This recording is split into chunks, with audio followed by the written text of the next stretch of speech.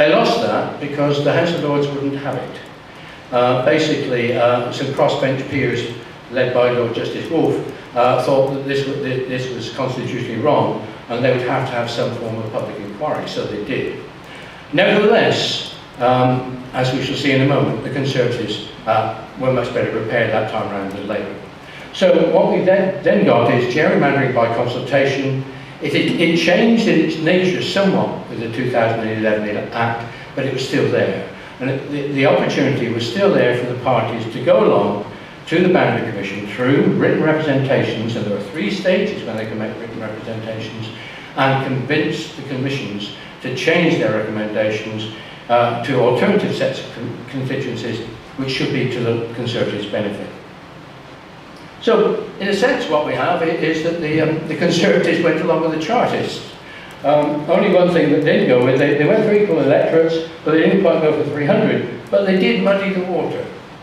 They said, we've currently got 650 MPs, it's too many, it costs too much, the public don't trust politicians, we're going to reduce the number of MPs from 650 to 600, and then public will trust us again, we'll sell 12 million quid, and everything will be wonderful. And so that was it. The Act was passed, the Commission started their work in March 2011, and they had to produce not only maps of constituencies which fitted the new rules, particularly that plus or minus 5% rule, but then to reduce the number of constituencies in each place. And the biggest loser was Wales. Sorry, didn't mean to do that.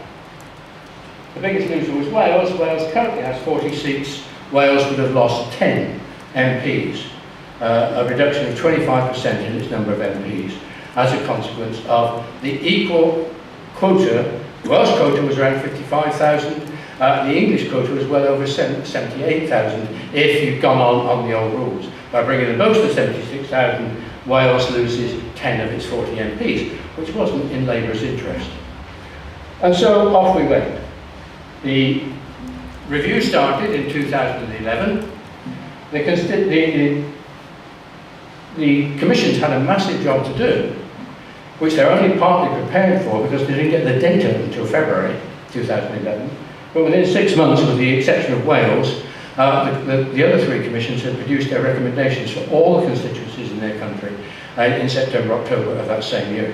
So the English Commission, I forgot the number, the English Commission came up with recommendations for 502 new constituencies within 6 months, which was a massive job to do. Some of it they got pretty wrong, but not surprisingly. Wales later, simply because the Secretary of State, the Welsh Secretary of State, sacked the Boundary Commission for what they did to the local government boundaries, and so they had to wait until they could appoint a new commission before they could come up with their. So what we then got was immediately they came out with their recommendations in October for the other 3. You then had this 12-week period for written representations, during which 70 public inquiries were also held.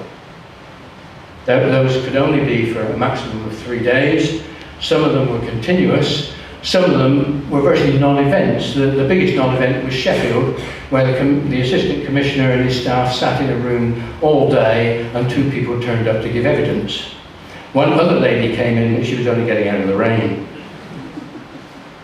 After they'd had the hearings, they've received all the written representations, they then published the written representations, they published the transcripts of the hearings, and everybody then had 4 weeks to, if you like, put counter-proposals to the counter-proposals.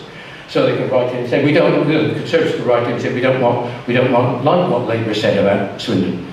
And then the commissions went away, and they spent another 6 months, and they came up with their revised recommendations, which they published in autumn of 2012. There was then another period of 8 weeks of consultations where you could put in written representations. There were no oral hearings second time round, but you could put in written representations. And basically, by January 2013, the commissions, certainly the Welsh and the Scottish and the Northern Irish, were done. They had their final recommendations ready. England were just about there. But then it didn't happen. Mr. Clegg pulled the plug. You may not recall the details, but Mr. Clegg got a bit unhappy when Mr. Cameron campaigned against the AV referendum as hard as he did, when he believed there was a gentleman's agreement, an oxymoron for politics, that Mr Cameron wouldn't campaign strongly on against the AV referendum. But he got over that, and then Mr Cameron and his party whips couldn't deliver a timetable for the debate on House of Lords reform. So it was clear that House of Lords reform was going to go down as well. And so Mr Cameron then announced in July 2012 that he was going to instruct his members, when the final recommendations of the commissions came to Parliament in October 2013, to vote against them. He was absolutely certain that Labour was going to vote against them, so the probability, the very high probability, was that the new constituencies would not be put into place. But they made sure that didn't happen anyhow, because in January 2013, 4 members of the House of Lords, a Lib Dem peer, a Labour peer, a crossbench peer, and a Plaid Cymru peer, moved an amendment to the Electoral Administration and Individual Registration Bill to delay the implementation of the 2011 Act till 2016, which would mean that the 2015 election would be fought in the current constituencies, and then you would get the Boundary Commission would start again immediately after that election. That amendment was carried in the Lords. Labour and Lib Dems combined to make sure it wasn't defeated in the Commons, so it became part of that Act, and the Boundary Commission review ended that day. So what we have is, we know with a great deal of certainty what the map of constituencies for 2015 would have been if that review had been completed. And that is what I move to now. What we found is 3 basic things. They're not surprising. The first is that there are many more constituencies cross local boundaries than ever before. I'll illustrate that for you in a moment. In other words, this fitting of the constituency map into the matrix of major local governments, basically counties and boroughs, went by the board. Secondly, there are many fewer constituencies which are largely unchanged. Large numbers of constituencies which have changed very substantially, which of course upset the MPs representing them, because suddenly they were going to have to A, fight to become selected for that new constituency, and B, make contacts with a new set of voters. Didn't please the party organisations either, as you can imagine. And there are many more anomalies. Now, I'm not going to talk about many of the anomalies, but by far and away the best was that the Forest of Dean constituency is currently just below the limit.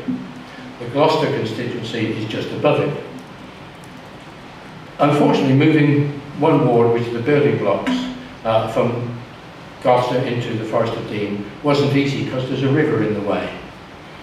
But what the Commission did, they decided there's nothing else they could do. So they put the ward for the centre of Gloucester, included the cathedral and the city and the council offices, everything, the whole of the centre, the civic guildhall and everything, they put that in the Forest of Dean. So the poor MP had to get on his surfboard on the Severn Bore and somehow get across. And that was by far and away the extreme anomaly that they came up with, but they came up with a few others as well. And as Mark Field said, this whole map was somewhat more disruptive than they had in mind. There's no doubt that they've been told that the new constituency map was going to be very different because of the new rules and because of the reduction from 650 to 600, but many MPs were taken aback. This briefly shows the amount of change. What we've got here is an index which goes from 0 to 100. An index of 100 is basically a constituency split in half. The former Basildon and Billy Rickey seat, for example, in the Commission's provisional recommendations was split 49% one way, 51% another way. So if an old constituency got an index of close to 100, that means basically it was split in half. We take 50 as the dividing line. This is minor change, this is major change. What we're able to do, because Michael Thrasher and Colin Wallings have worked out a way of saying who will win each new constituency using the ward electoral data and all sorts of things. We come across it in the newspapers all the time. And Anthony Wells of YouGov had made this work very easily, so we just went to him and said, here's the data, and he quickly told us who would win which seat. What we have, and we can compare what the Commission's proposed in 2011 with what happened in 2007 at the previous review in England. This is just England, because Scotland was done 3 years before. And what we see then is that in 2007, it was basically minor change. In 2011, it was much more major change. And it's the same when you go from new from the old to the old new. In other words, the map was very, very different. Recommendations for crossing boundaries. London. Currently, London has 68 constituencies, and 10 of them, sorry, London has 73 constituencies, only 10 of them does the constituency taking parts of 2 local authorities, 2 boroughs. In their recommendations of the new 68, 37 would cross, a much more substantial number. Over half of London's constituencies, if we had this new map, would in fact be cross-borough seats. 9 boroughs lacked a single seat, entirely within that borough. Every constituency in Lambeth was also in part somewhere else. And there were 6 constituencies, which were bits of Lambeth and bits of somewhere else. Birmingham is a very good example. Birmingham currently has 10 seats, 4 wards each. What the Boundary Commission came up with was this. Birmingham was entitled to 9.55 seats, it didn't fit. And so they came up with this. Some seats in Birmingham, this seat in Walsall, Birmingham, Sandwell, this one is Sandwell and Birmingham, this one is Solihull, Birmingham and North Warwickshire. This was replicated throughout basically urban Britain. That what you got was many, many more constituencies taking parts of 2 or 3 local authorities. I won't say any more about Leeds, it's the same issue. Why? Here's a good example. This is Harrogate. Harrogate currently has 2 constituencies, Hornsey Wood Green and Tottenham. Harrogate was entitled to 1.97 seats, just right. But that one was too small. That one's all right. There are 4 wards on the boundaries of those 2 seats. If you moved any one of those 4 from Hornsey Wood Green into Tottenham, Tottenham would then be big enough, Hornsey Wood Green would be too small. There's no way, using the 19 wards, which is what the Boundary Commission for England insisted on using as building blocks, there's no way you can produce 2 constituencies in Harrogate, even though Harrogate is entitled to exactly 2 constituencies. That was the result. This one had bits of Enfield, this one had bits of Enfield, and lots of bits of Hackney. So what happened? You then had, they came up with their provisional recommendations, you then had the public inquiries. This is everybody who spoke at the public hearings in England.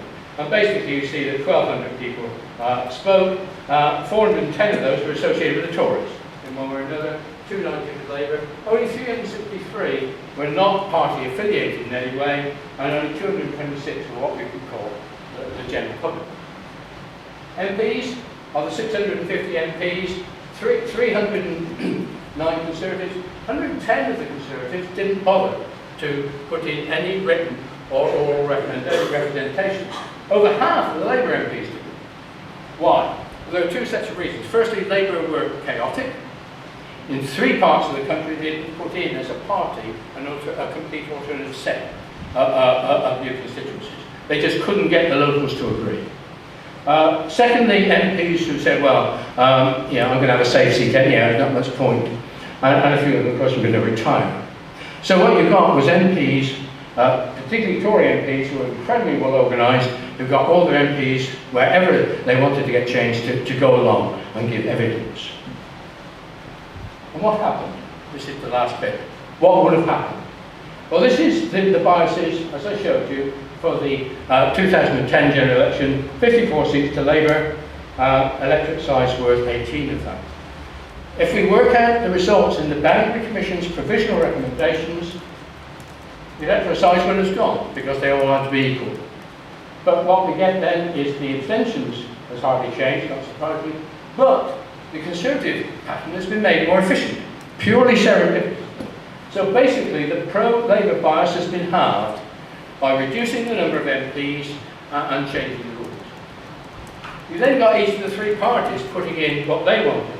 And the important thing is here, look at this one. The pro-Conservative bias in the Commission's proposals was 13. If the Tories had got their own way, we got all the alternatives that they put in, if their counter proposals had all worked, it would have been 41. And the overall bias would have been pro-Conservative, not pro-Labour. That shows just how much gerrymandering by consultation can change the map. And then they came up, the Boundary Commission looked at it all and said, what can we come up with? And they went even more pro-conservative. They took more advice from the Tories than they did from Labour in coming up with their alternative schemes. I'm not going to talk about that one. It's much more who would have won. Here we have the result of the 2010 general election, 632 seats in Great Britain, a 48-seat lead for the Conservatives over Labour.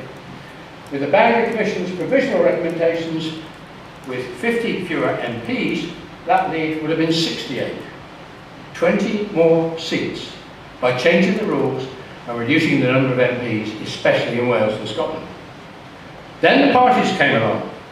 Look what would have happened if the Conservatives had got their way with all that they wanted, and most of it was totally worthwhile, it wasn't pie in the sky. Their lead over Labour would have been 93 seats. If Labour had had their way, they could have kept it down to what it is at the moment. And then the Boundary Commission came up with their revised, and it's 79 seats. So, if Mr. Clegg hadn't pulled the plug, the Conservatives would have gone into the 2015 general election with a notional lead of 79, not 48, and with in fact a slight majority. The map could have been that different. And so if, as we see, what we've got is a situation where election results are going to be tight, then whose map do you draw? If you draw the Conservative map, they have a majority. If you draw the Labour map, they don't have a majority. And the parties therefore see there is a great deal to be gained from really getting good cases before the Commission. Sorry, missed that one. So, conclusion number one, malapportionment has been an important issue in British electoral system for the last 70 years. It operated to the Conservative disadvantage.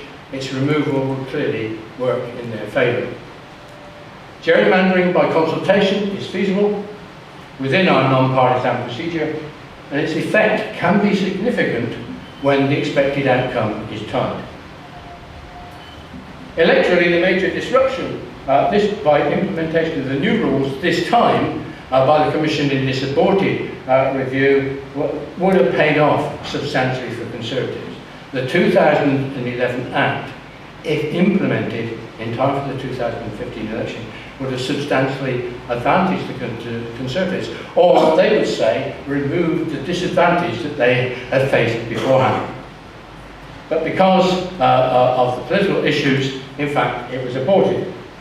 So, did the Conservatives lose an opportunity to restructure the electoral situation in their favour, when perhaps, as they've been prepared to have prolonged debates about the House of Lords, they could have got the larger goal of a better outcome in 2015. So was it their fault, or was it...